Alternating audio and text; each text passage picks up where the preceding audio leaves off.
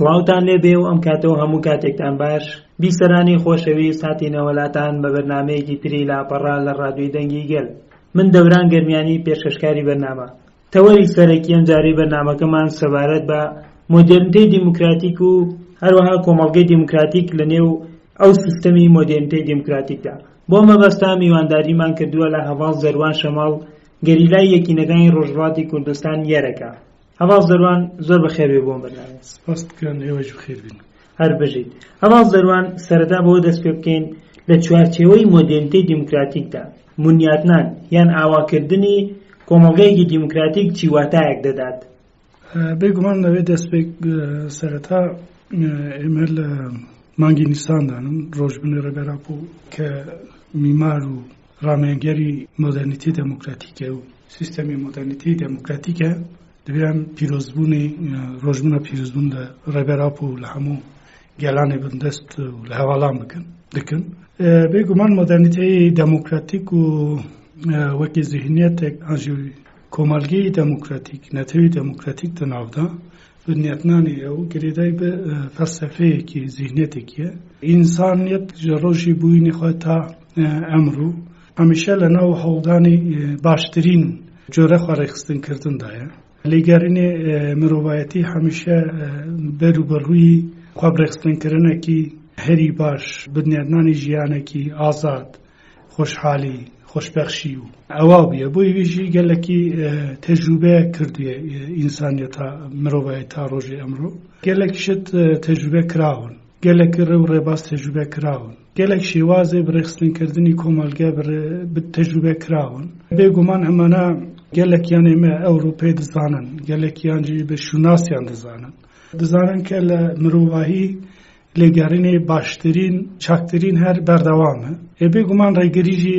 لە کۆمەڵگە لە ئینسانیەت هەر بەردەوام هەبووە کە بە تایبەت ئەم چەند هەزار ساڵانی کە داوی بە فۆرمی دەوڵەت دەسەڵاتداری لە ناوەندی سەرمایەداری و تاڵانگەری لەسەر کۆمەڵگەیەکان و ئینسانەکان مرۆڤایی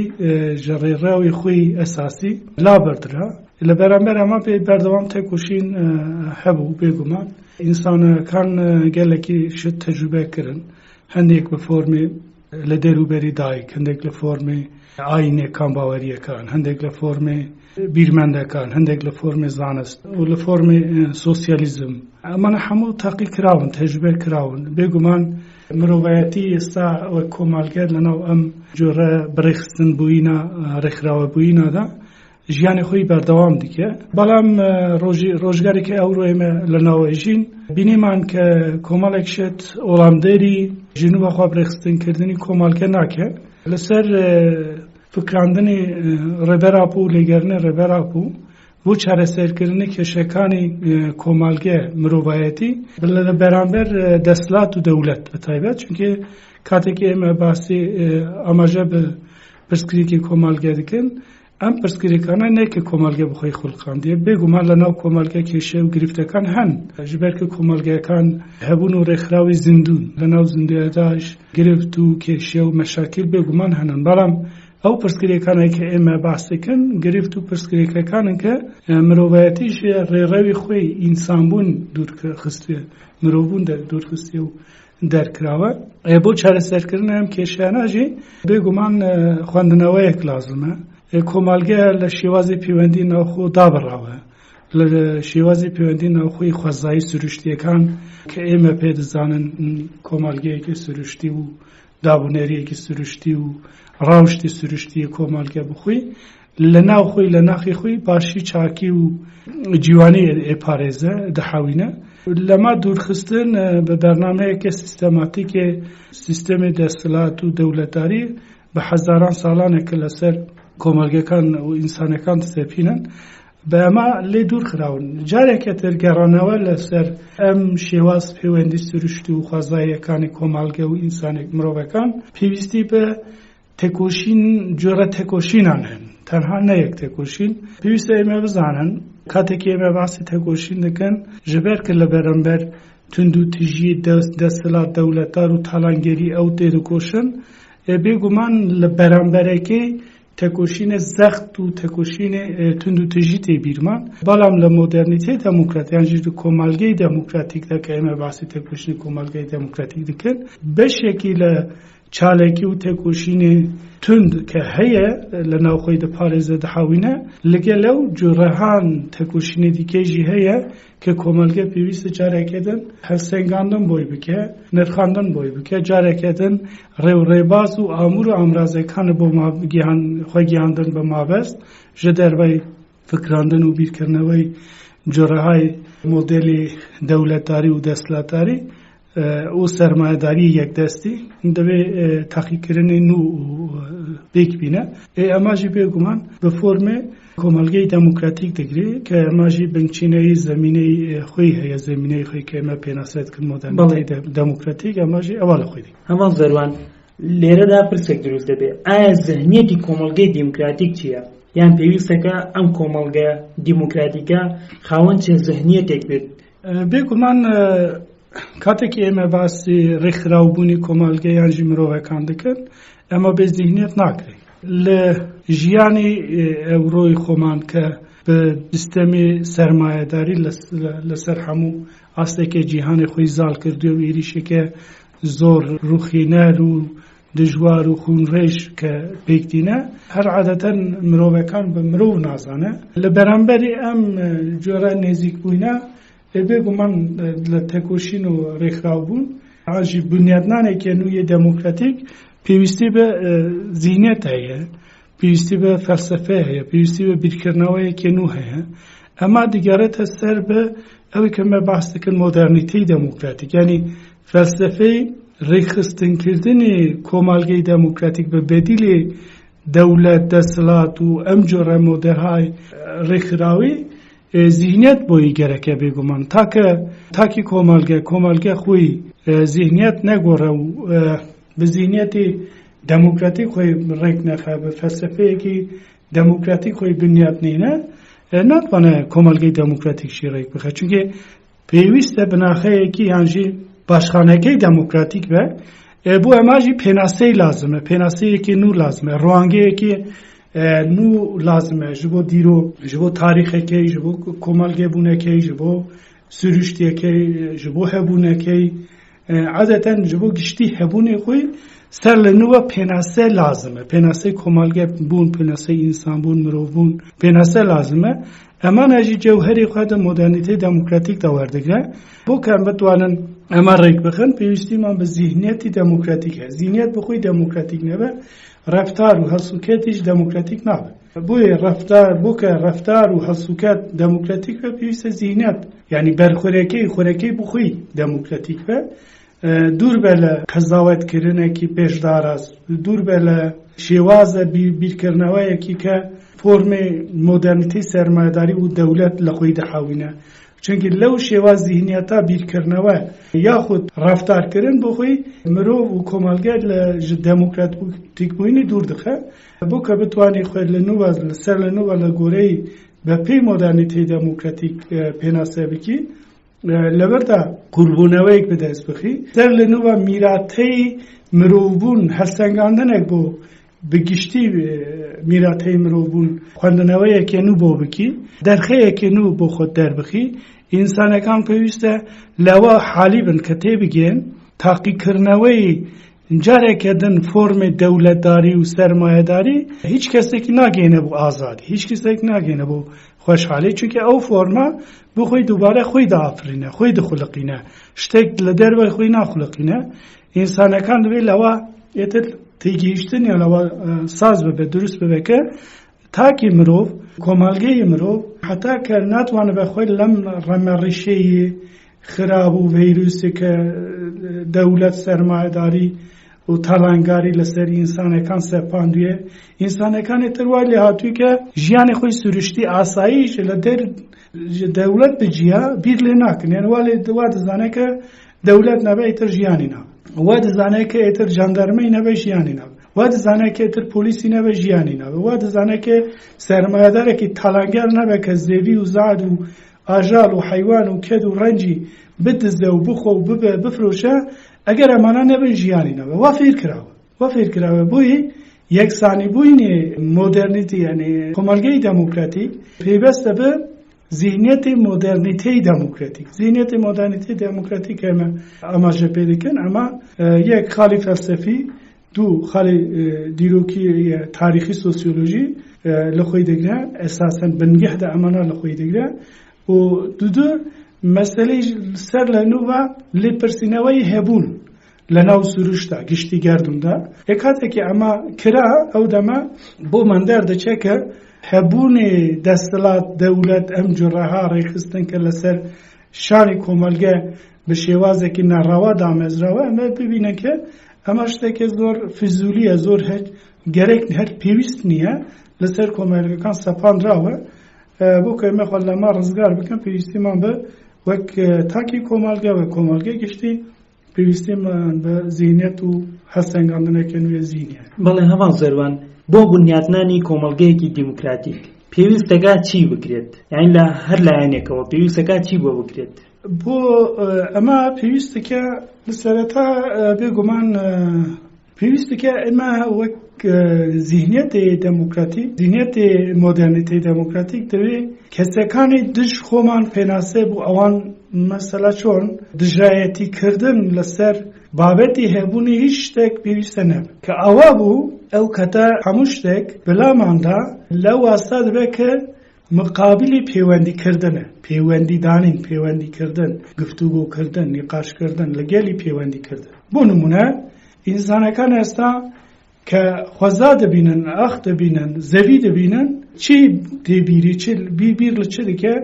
لەسەر ئەو شوونە مانزارەکەی چۆنە، خانوویەکی چۆن بنێت. بیر لەوە ناکە کە زەویەکی چۆنە، بەرهەمێکی چۆن خۆشک لێ بەرهەم بینن، ئان لەو سروشتا هەناسەیەکی چۆن هەیە، جیگە لە مرۆڤەکان چێ زیندەوەرێک لەناو ئەو ژیانە هەیە، لەناو ئەو سروشتا هەیە، لەناو ئەو زەویە هەیە. عادەتەن ڕێڕە و ڕێژوونی چەندەها میراتەی ئینسان مرۆڤ بوون لەسەر ئەو زەویە ماوە ji بۆ ببری جیهمایە لە جێگەش لە شوێنێ کە لەسەر ئەمە بیر بکە لەسەر مەسەلەی وەک مەسەلەیەکی تاڵانکاری و بەدەستخستن بیر لێت کە ئەمە چی؟ ئەمە فۆرمێ شێوازێ مۆدێلی سیستەمی مۆدەرنیتی سەرمایەداری و دەسەڵاتداری دەوڵەتداری پێ سەپاند. بۆ کە بتوانن ئێمە بتوانن کۆمەلگەیەکی دموکراتیک بنیاد بینن، دەبێت پێناسەی خۆمان، شێوازی هەڵسوکەت و پەیوەندیکردن خۆمان لە بەرامبەر سروشت، لە بەرامبەر تاکی ئینسان، لە بەرامبەر کۆمەلگەی ئینسان، لە بەرامبەر دیرۆک و تاریخی ئینسانەکان بگشتی سەر لە نوو بە پێناسە بکەن. واز لەوە بینن کە مەسەلا شتێکا هەیە ئێستا پەیوەندیەکی لە ناو کۆمەلگەی سیستەم سەرمایەداری و دەوڵەتداری چۆنە. بۆ نمونە هەر شتێک نەبە لە بنەماڵێک لە ماڵباتێکە شێوازی پەیوەندیکردن لەناوبەر باوک و منداڵ پەیوەندیەکی دەسەڵاتدارانەیە، پەیوەندی لەناوبەر ژن و مێر پەیوەندی شێوازی پەیوەندیەکی دەسەڵاتدارانەیە، پەیوەندی لەناوبەر برا پشکۆلە و برا گەورە شێوازها پەیوەندیەکی دەسەڵاتدارانە. ئەنجا لەگەل دراوسێکە، لەگەل هەوسێکە، لەگەل خەڵکێکی تر، لەگەل خەڵکێکی تر ئاوایە. ئەمە بنیای خۆ لە کوێدەگرێت کەسانێکی کە لە ناو سیستەم یاژی دام و دەستگی دەسەڵات و دەوڵەت و شت بن، شێوازی پەیوەندیکردنیان لەگەل کۆمەلگە، لەگەل خزم و کێس و کاری خۆیان چۆنە، بە تایبەت شێوازی پەیوەندیکردنێکی دەسەڵاتدارە. بۆ کە ئێمە بتوانن بەردیلی ئەو ئالتەرناتیڤی ئەو کۆمەلگەیەک دامەزرێنن، پێویستە خۆمان لەم جۆرە پەیوەندیکردنە، لەم جۆرە بیرکردنەوە دوور بخنەوە و بگۆڕ گۆڕانکاری جدی ڕیشەیی فەلسەفی بە خۆمان دابینن. یانی هەڵم سەروان لێرەدا پرسیارێک دروستە بێ، ئایا مەرجە بۆ بنیادنانی کۆمەلگەیەکی دیموکراتیک تاگەکان خاوەن ذهنیەتێکی دیموکراتیک بن، ئەمجا کۆمەلگەیەکی دیموکراتیک بنیاد بنرێت؟ بێگومان ئێستا ئەمە ئەگەر بمانەوەی گول بچینن، پێویستیمان بە ئامراز و کەرەستەی و زێوی و خاک و گل و ئاوێکە گول پێ بەرهەم بێ. ئەمە نەبە گول بەرهەم نای کە ئێمە دەموکراسی بشین بینن گولژی. ئەنجا ئەگەر ئێمە وەک ئینسانەکان کە پێشێنگاتی بە ئەم مۆدەل ڕێکخراوە دەکەن، خۆمان شتێک نەبن شتێک کە دەخوازن بکەن شتێکتر دەربچ بۆیە بەڵام ئایا پێویست ناکات دەرفەتێکیش بدرێ بە تاگەکانکەوە لە ناو ئەو سیستەمەدا هێواش باش فێری شێوازی ژیانکردنی دیموکراتیک بن؟ بێگومان ئێمە کە باس دەکەن باسا شتێک ناکەن کە بە قەلەم و جەدوەل خێز بکن و بێژن 2 بە 2 دەکێتە 4 ئاجی ئێمە ماکینەیەکی ناخولەقینە نافرێنن کە لە شێوازی مۆدەرنیتی سەرمایەداری کە خەڵکەکایەک لێ بدەن و لە ماکینە لە دەریدندا لە شێوازی ترامپ و نزانم کی دەربچن ئەمە وان نییە ئەمە بێگومان شێواز کۆمەلگەی دەموکراتیک شێوازێکی ڕەنگە جۆرە ڕەنگە هەما ڕەنگە بۆیە شتێک لە شتێکتر ناچێ هەموو شتێکان بە تایبەتمەندی خۆیان بە ڕەنگی خۆیان بە هەبوونی خۆیان لە ناو کۆمەلگەی دەموکراتیک خۆیان پێناسەیەکەن دەردەبڕن دژین ژیانی خۆیان ڕێک دەخەن بەڵام لێرە ئەوەی کە لە کۆمەلگەی دەموکراتیک قبول ناکری چییە مەسەلەکە ئەوەیە کە دژایەتیکردن ئاژی زولمکردن لەسەر بەنامایەکی خۆفەرزکردن کەسانی تر گرووبەکان نەتەوەکان مرۆڤەکان کەسانی تر لەسەر کەسی تر خۆیان بە تایبەت فەرز بکەن بە ڕێگەی سەرمایە خۆیان ئاژی بە ڕێگەی نفوسی خۆیانە کە ژەدەسەلات گرتوونە ناژێ لە گرووبهایەکی دروست بکەن لەسەر کۆمەلگە خۆیان فەرز بکەن ڕێگە بە ئەمانە نادرێ چونکی شێوازی پەیوەندیکردنی مۆدەرنیتەی دەموکراتیک ئەکید پێویستی بە تاکانی کۆمەلگەی دەموکراتیک دکە یعنی ئەمە گۆرانکاریەکە زیهنی بووی گەرەکە یەکسانەبوونی ئینسان یعنی مرۆڤ بۆ مرۆڤ یەکسانەبوونی مرۆڤ بۆ سروشت گشتی گردون ئەمە شتێکی تەخەزە بووی کە ئینسان لە فۆرمی مۆدەرنیتەی دەموکراتیک بیر لە مەسەلە بکە ئیتر کێشەی بۆ زۆر نامینە کە شێوازی بەڕێخستنکردنی کۆمەلگەی دەموکراتیکە چونکی زیهنی مۆدەرنیتەی دەموکراتیک یەکسانە بە کۆمەلگەی دەموکراتیک یەکسانە بە بەرهەمهێنان ئاژی دابینکردنی دەباری ژیانی ڕۆژانەی کۆمەلگەیە تاک ئینسانەکان بە شێوازێکی هەرێوەزی بە شێوازێکی کۆلێکتیڤ ئاژی کۆمینال ئەمە دکە کە ئینسانەکان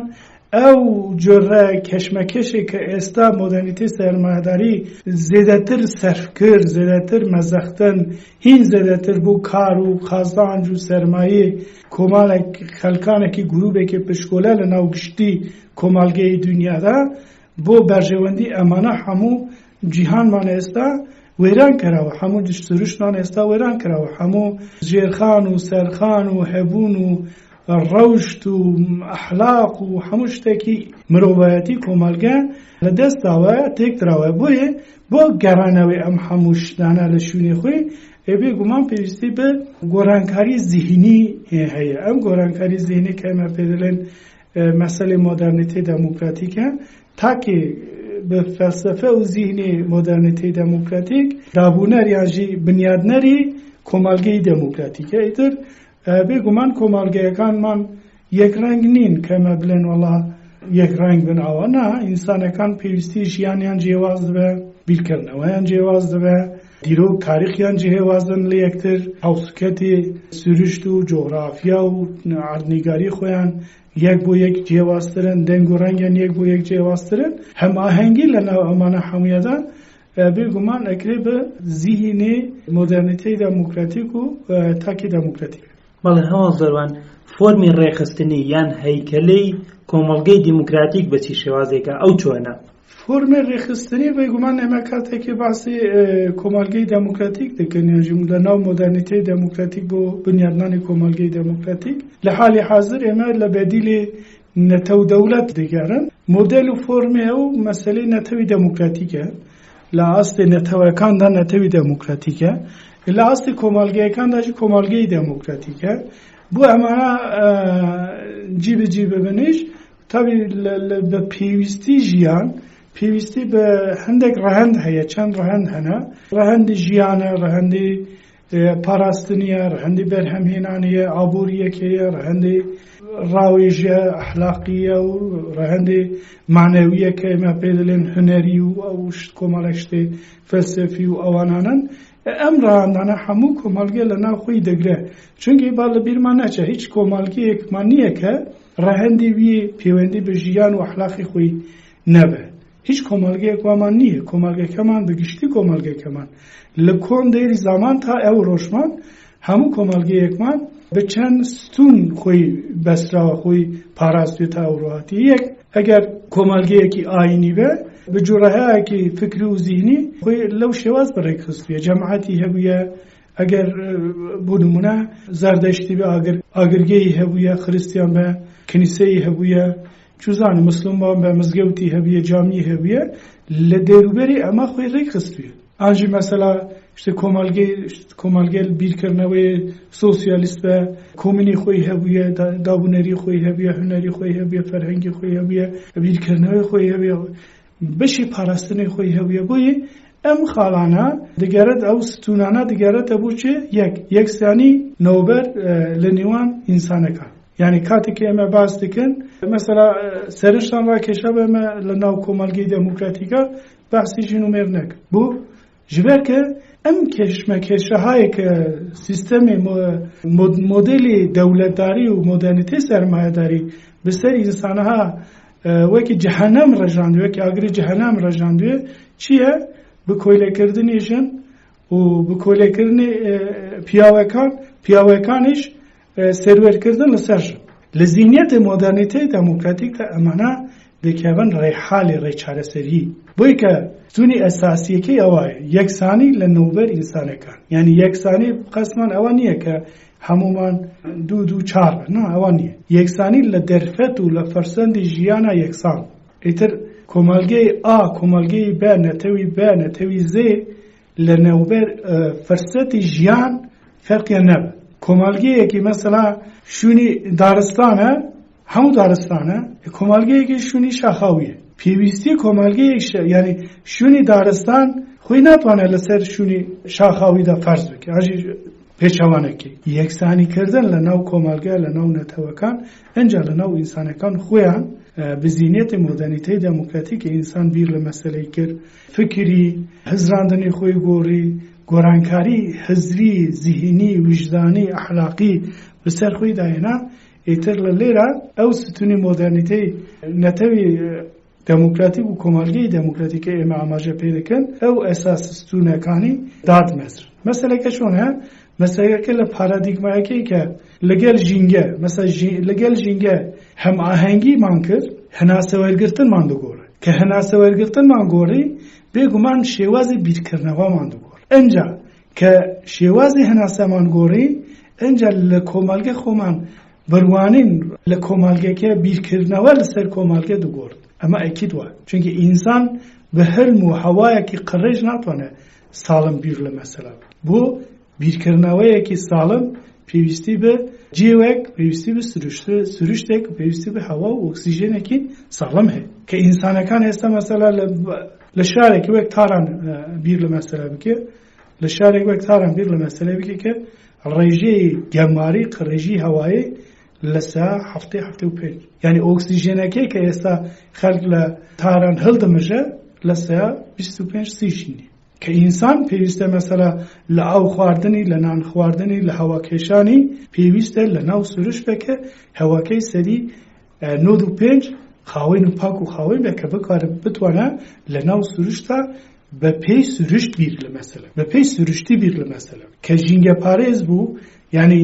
ئەکۆلۆژیک بوو ئەو کاتە ئەتوانە نەفەسی خاوین وەربێت ئەنجا ئەتوانە دەموکراتیک کە ئینسان بخۆی دەموکراتیک بوو ژبەر کە کۆمەلگەکە بە ئینسان بە تاکانی کۆمەلگەی گشتی بێکتێ کۆمەلگەکەمان دەموکراتیکە ئەنجا لە ناو کۆمەلگە کە لە میروری ئەم زمانی مۆدێلی دەوڵەتداری سەرمایەداری تا ئەوڕۆ بە کۆلەی بە دەرەجە 3-4 نازانم چەند حساب کراوە ژن ئەنجا کە لە سروشت بیر کرد بە هەوا و هەوای سروشتی بیر لە مەسەلە کرد تاکەکانی کۆمەلگەی خۆی ئەو کاتە ئەبینە کە لە سروشتی خۆی دوورکەوتی سروشتەکەی چییە؟ چونکە هەر ئینسانێک لە دایکێک تێ دنیا کە لە دایکێک تێ دەگەرێتە بۆ سەر سروشتی خۆی ئەو کاتە دەگەرێتە بۆ دایک بۆی ڕێبەرە بۆ پێناسەی چی کرد؟ ڕێبەرە بۆ لە ڕاهیب کتێبێ ji dewletê Sumerê rahîb ber û bi Komarê Demokratîkê gelan basî kir vegerê dayîk yanî amargî kir. Geranewe bo dayîk. قەستی لێرە چ بوو گەڕانەوە بۆ سروشت قەستی ئەوە نەبوو هەموو جلوبەر خۆمان فڕی بدەن و وەگەڕن بۆ دارستان نا ئەمە نییە لە زیهینەتەکەمان گۆڕانکاری دروست بزانبن کە هەموو ڕۆژێکی لە لای خۆمان دایکێک ژنێک خوشکێک کچێک ئەیکوژن لەو شێواز بیرکردنەوە وەحشیانەی کە مۆدەل دەولەت و سەرمایه‌داری و ئەوانە تاڵانگاری لە سەرمان فەرز کردووە خۆمان لێی دوور بکە کە ئەم حرسی خاڵا بجیمانانی ستونی ئەساسی قایمی کۆمەلگەی دموکراتیکانژی مۆدرنیتی دموکراتیک و پارادیگمای مۆدرنیتی دموکراتیک کە پێناسەیەکەن لەسەر ئەم حرسی خاڵین ئەساسی دەچێکە و ساڵان دەبێت و ئینسانەکان ئەتوانن تێبیش بەڵێ هەواڵ زەروان بە کورتیش بێ ئاماژەتان بە ستونەکانی یان فۆرمی ڕێخستنی کۆمەلگەی دیموکراتیک کرد وەکو کۆتا برسم ڕەهەندەکانی یان پێکێنانی کۆمەلگەی دیموکراتیک بە چی شێوازێکە ئاماژەی پێ بکەیت ڕەهەندەکانی ئێمە دەزانن ئینسان بۆ کە وەک کۆمەلگە خۆی بژینە پێویستی بە کۆمەڵێک شت هەیە یعنی یەک لەمانە چییە بژوژیانی کۆمەلگەی دموکراتیک ئینسان تەنها بە هەوا ناژی ئینسان پێویستی بە خواردن هەیە پێویستی بە ئەمە هەیە شێوازی بە ڕێخستنکردنی لە هەمان کاتە با لە بیرمانە چێ ئێستا لە قۆناغێکیدانەکە هەموو دنیا بە چێک و هەڕە و هەڕێش و کۆمەڵکوژی و ئەوانایە بۆیە پێویستی بە پاراستنی هەیە چەند ڕەهەندی هەیە سەرێکی و ئەساسی هەیە یەک مەسەلەی بەرهەمهێنانی ژیانی هەیە دوم مەسەلەی پاراستنی و بەرگێکردن لە بە سیستەمەکەی هەیە سێ بەردەوام خۆی پەروەردەکردن و زیهنێتی خۆی پێشخستنی هەیە چارەمیش تابێکی بێگومان پێویستی بە چی هەیە پێویستی بە بەردەوام گۆڕانکاری لەسەر مەسەلەی زیهینی هەیە بۆ ئەوەیش سازیین ئەساسی سازیین پەروەردە و سازیانەی دیکە کە ئێمە باس دەکەن ئاماژە بەناغای مۆدرنیتی یانجی کۆمەلگەی دموکراتیکن پێویستی بە سازدانی ئەم قاڵانە هەیە کە کۆمەلگەی دموکراتیک بتوانێت خۆی بێبژێت دوو کۆمەلگەی دموکراتیک ئەساسەن دە بنگەهی خۆیدا کۆمەلگەیەکی لەسەر بنەمای ئەتیک و ئەستێتیک دامەزرا یعنی ئەتیک و ئەستێتیکە بۆی سەرنجڕاکێشە لە کۆمەلگەی دموکراتیکە قابابوون چۆرسبوون نابێت پێویستی بە یعنی ئەو بەشی خۆی ئەساسیەکەیە کە کۆمەلگەی دموکراتیک ji بۆ هەموو کۆمەلگەیەکانی دنیا هەنن سەرنجڕاکێشە و خۆی بنیاد نینە چونکی کۆمەلگەی دموکراتیک ئەوە نییە لە شوونێک بچەقە و لەوەر